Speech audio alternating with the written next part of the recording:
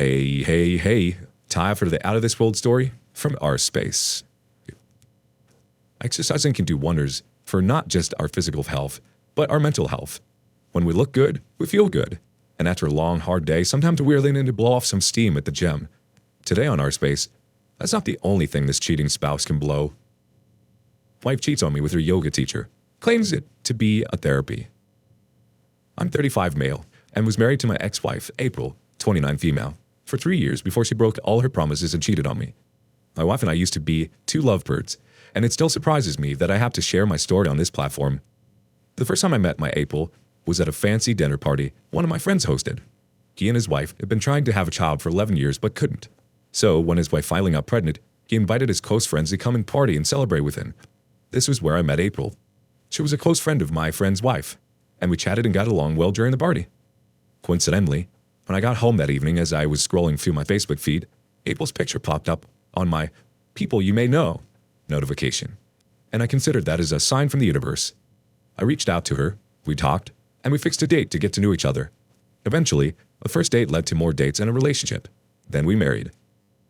April was such a beautiful soul, and marrying her felt like a dream come true.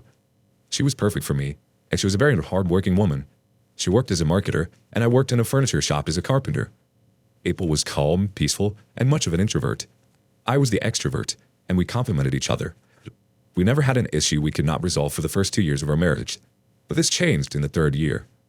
The third year of our marriage became a war zone, and April no longer listened to me like she used to. She did what she wanted and did not care about me or anyone. Before our fights started, April and I never disrespectfully raised our voices at each other. We loved each other so much, and I didn't think I'd survive without her. And because we were not ready to have children yet, April had decided to wait for at least 2 years before we had a child, and that was exactly what we did. Before April got pregnant, she was the kind of woman that was obsessed with her body. She hated belly fat or anything that would make her look awkward in a dress. Initially, I thought it was normal for women to care so much about their looks and body, but I didn't think April would continue with her obsession even after she gave birth. But I was very wrong. As a matter of fact, her obsession with her body became worse. Shortly after she gave birth to our baby boy, she started making a fuss about her body and how much her body had changed. Her mom and I explained that it was normal for pregnant women to add extra pounds while pregnant, and she quit making a big deal out of it. When her complaints started, there was literally nothing we didn't say to April to make her snap out of getting her old body back in the same month. Her mom even told her that it took years for her stomach to go down and for the stretch marks to disappear after she had April. She said this because she believed it would get April to change her mind and go easy on herself. But April didn't listen. April told her mother to her face that her mother's body was different, and just because her mother agreed to walk around with a sagging stomach and stretch marks for years did not mean she would do the same thing. So it got to a point where we all stopped talking about it, and we allowed her to do her thing. After arguing with me and her mom for weeks, April started doing home workouts. She signed up on a fitness app, but no matter how she worked out, she still wasn't satisfied. Because of her obsession, she barely had time to look after the baby. She would leave her mother with the responsibility of taking care of our child and would work out at least 6 hours a day, to the extent that her entire body and bones would hurt her, but she wouldn't stop. Not to sound like a pessimist, but weeks after she started her rigorous workout sessions without rest, she broke down, and I was happy. Believe me, her excessive workout was a major thing of concern to us. So after she had broke down and realized she had bitten off more than she could chew, she stopped on her own. When she stopped, it was a relief for me and her mom. Her mother had to abandon everything she was doing at home to come and live with us so she could look after the baby. She knew April was in no condition to care for her baby, so she had to save for her grandson. After weeks passed and April did not mention anything about her body, we were glad. I was happy her body was finally getting enough rest, and her mind would get rest too. But my happiness did not last long. So while we were having dinner with her mother one evening, April said she had something to tell us. Initially, I thought she would say something about taking full responsibility as a mother, but no, it was about her body. She told us she stumbled on a yoga class page on Facebook, and she would love to enroll in it. Then, she went on to say that she knew I wouldn't understand her because I wasn't the one who bore our son for 9 months. I knew she was emotionally blackmailing me, so I said she should enroll. During that week, she was quiet. I tried to look at things from her angle and read about postnatal depression online. I thought I understood what she was going through then, so I didn't want to make things more complicated for her. Fast forward to the following weeks, April started her yoga classes and attended them religiously. Shortly after she joined the yoga classes, I noticed that she looked happier, and her excitement over the little things of life returned. Before she joined the yoga classes, I was always careful with my words, and I had to think twice before complimenting her because she picked offense quickly. For example, if she wore an old dress and told her she looked beautiful, she would say I was mocking her and make a fuss about it. The same applied to her looks and every other thing. If I called her beautiful, she would say something like, "I'm sure you meant to say that," and she would ruin the moment. But after she started her yoga classes, she was like a teenage girl trying to explore the world. Most times, she would even come to me and ask how she looked in her Skechers or whatever she wore. She became more concerned with her looks in a more positive way. Honestly, I was impressed and happy that my wife was gradually returning. I believed that the influence of the other women from her yoga class was finally rubbing off on her, and she was beginning to view her body from a different dimension. All this happened, her mother was still with us. We expected she would also change in caring for her child, but this is one area we had a problem with. April depended on her mother to care for her son and would prefer to leave breast milk in bottles than breastfeed our son directly.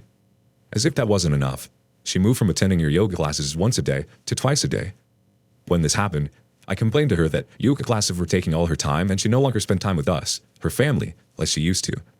But April didn't listen. She started getting defensive and would say things like, "You're joking if you think I will quit my yoga classes just to spend time with you." The most annoying part of it all, but she was given a few months leave from work to look after our baby, and she spent most of that time doing something else. Within a twinkle of an eye, we moved from the happy and peaceful couple we were known as to a couple that always argued. There was no day we didn't argue. If it wasn't about her yoga classes, it would be about the house and how she left the responsibility of cleaning, cooking, and laundry to her poor mom, who was already struggling with caring for our baby. On my end, I tried as much as I could to balance work and looking after our son. Our son was a night owl and loved waking up at night. I knew I had to carry him around at night because my mother-in-law would be so exhausted by then. On her end, April did not care if our son woke up at night. She would cover her head with a pillow whenever he started crying, and I would be forced to go and get him. She wanted her beauty sleep of 10 hours. This happened almost every night, and I got fed up at one point. If I confronted her about the issue of not attending to her son at night, she'd tell me she carried him for 9 months, even on the day she didn't want to. So it was my turn to carry him, her. This always sounded stupid because I didn't understand how a mother could neglect her son and prioritize her fitness over him. As if everything she was doing wasn't enough, it was sort of coming home late. The first time she did it, she said her yoga classmates were going for a hangout, so she joined them to have fun. I didn't have an issue with her hanging out with her friends, but I was mad because she didn't inform us that they would be late. We kept waiting for her at the dinner table. I believed it wouldn't happen again, but that was only the beginning. She started keeping late nights, and sometimes she would say she had a one-on-one yoga class with her yoga teacher. When April mentioned her one-on-one yoga class with her teacher the first time, it didn't sit well with me because it didn't make sense. She was already doing 2 classes a day, and I wondered why she still needed the one-on-one class. I told her she needed to stop because I would not watch her neglect her family for selfish reasons. We had a severe argument about it, leading to her sleeping out of the house. This had never happened before, and throughout that night, I couldn't sleep because I was worried about her. Her mother was also concerned, and we called all her friends, but none of them said she went to their place. She wasn't taking my calls, too, and deep down, I blame myself for speaking to her like that. Fortunately, she returned the following morning, and I was first to apologize. We had never had such a fight before, and her mom was shocked that she left the house in anger, which was very unlike her. April also apologized and admitted that she acted childishly. She told us she did not want to inconvenience any of her friends, so she slept in a motel, and we believed her. Later that week, she stopped staying out late and began to spend more time with us. But the following week, she went back to her real self. I don't know why, but I had this gut feeling that she didn't sleep alone in the motel that night. I tried to get rid of the thoughts, but they kept returning, so I decided to investigate. My suspicion was that she was seeing someone else after her yoga classes because she was steadily chatting on her phone the night we fought, and the next thing she said was, "I need somewhere to cool my head," and she walked out on me. I decided to do some digging, and it started with her phone. Not to sound funny, but April had a closer relationship with her phone than with me. She was always on her phone, and even if we went to bed together, she would prefer to chat with her on the phone than to talk with me or cuddle like we used to. When I went to her phone that night, I couldn't find anything that indicated that she was either in a talking state with someone or seeing someone. The only messages I saw were her messages from her yoga class group chat, a few of her friends, and her yoga teacher. None of them looked suspicious, and I even checked the rest of her phone for hidden or deleted dating apps, but I couldn't find anything. When I couldn't find anything, I decided to go back to her WhatsApp and do some extra digging, but I accidentally opened the message from her yoga teacher. I didn't think of it as anything until I saw the last message he sent to her. He asked her about the part of her body that was hurting her, and she responded that she felt better, but she would still need his magic touch to totally get healed. She didn't even have many messages with him, all her previous messages were missing, and it felt like she deleted them. The last message she sent seemed like it was part of a previous conversation they had. I read the message multiple times to be sure I understood her response. I interpreted it in different ways, but it still pointed to her keeping me in the dark about something. The rest of the night, I thought of the possibility of her having an affair with a yoga teacher, but I was quick to dismiss it. But the following day, when I saw how excited she was to go to her yoga class, the thought crawled back, and I decided to find out myself. After her first morning and noon session, she returned home as usual and did some things at home, then left again in the evening. That evening, I went to her yoga class about an hour before it was over, and I waited somewhere. Eventually, her class was dismissed and I watched all her colleagues come out, but she didn't. I waited about 30 minutes after they dismissed me, and when I didn't see the sign of her or her yoga teacher leaving, my heart began to pound fast. I didn't think about anything. It just started to pound fast on its own, which was a terrible feeling. After waiting for another 15 minutes and no sign of them, I decided to go in and see things for myself. Although the gate of the yoga hall was locked from the inside, there was a window. I peeped through it and heard loud laughter, and it was from my wife. I tried to slide the window slightly, and luckily it slid. I saw her sitting on her coach's lap, and he had his hands all over her. To not be seen, I hid behind the wall of their entrance and watched April as she passionately made out with her yoga coach. The funny thing was, we had not kissed each other with so much passion for months. She barely even allowed me to touch her because she claimed her body was healing.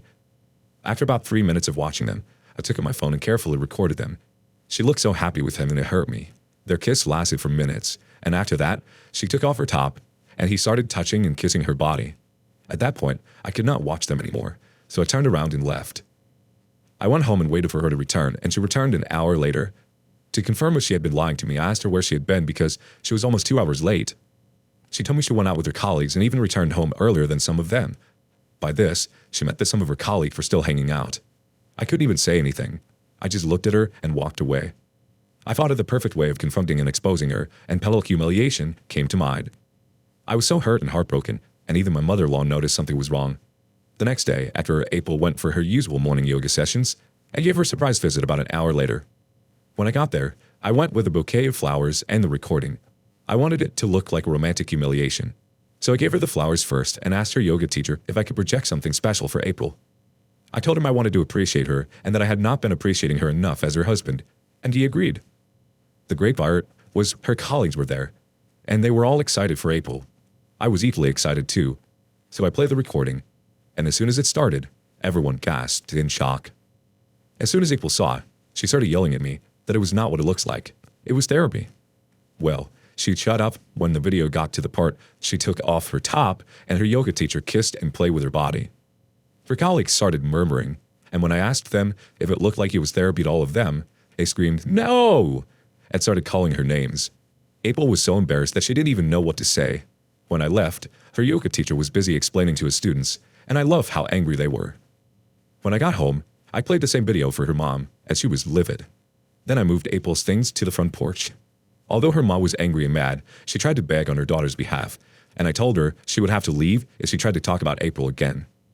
All of this happened last month, and since then, April has been begging me to take her back, and she'll quit her yoga classes and be a good mother and wife to our son and me. I really want to divorce her because I cannot stand a cheating woman, but I'm afraid of raising our son without a mother. He's barely 5 months old. What do I do? I'm so confused.